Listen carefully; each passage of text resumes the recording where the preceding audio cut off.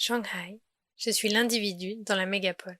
上海，我是这座超大城市的一份子。Je suis un individu parmi 28 millions.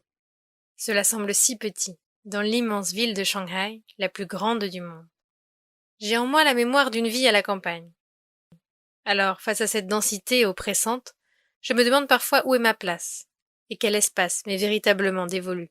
La pandémie a éprouvé nos corps, et l'expérience politique du siècle dernier n'a pas vraiment encouragé l'expression de notre individualité.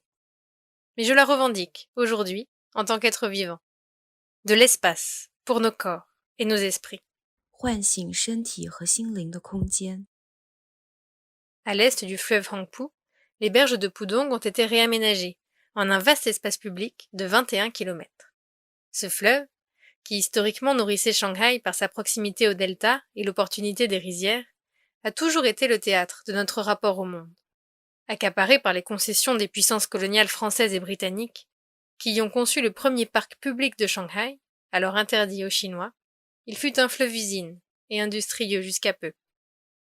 Puis, une urbanité folle, une tentative de toucher le ciel, et le désir de figurer l'identité d'une puissance financière immense qu'est la Chine sur le rebord de son fleuve, le Lujiazhou et ses tours, de plus en plus hautes.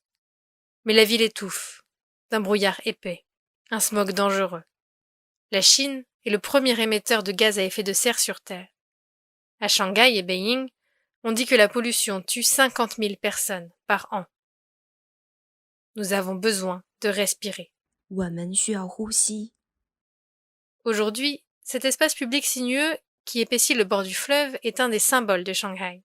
Une ossature pour la ville, un nouveau repère vivant et horizontal dans la ville verticale. Ce paysage transforme notre perception du fleuve, mais surtout, il révolutionne notre rapport à l'espace public, nos usages et nos rituels quotidiens. Nous prenons place, nous, individus, vivants, citoyens. Du sport, du tai chi chuan, de la danse, nos corps de tous âges s'animent. C'est aussi cela, être vivant. Nous y exprimons notre attachement à la tradition taoïste d'une harmonie entre homme et nature. Cette continuité, que nous exerçons par la méditation, entre le corps et l'esprit. Cette résonance entre notre intériorité et notre cosmos, entre corps humain et corps social. Cette énergie vitale qui s'exprime, c'est aussi la porosité du monde sur notre corps, notre santé et notre dignité. Car, en faisant cette courbe du Qi avec nos corps en mouvement dans l'espace public, ils deviennent paysages, au même titre que l'arbre, l'eau ou le fleuve.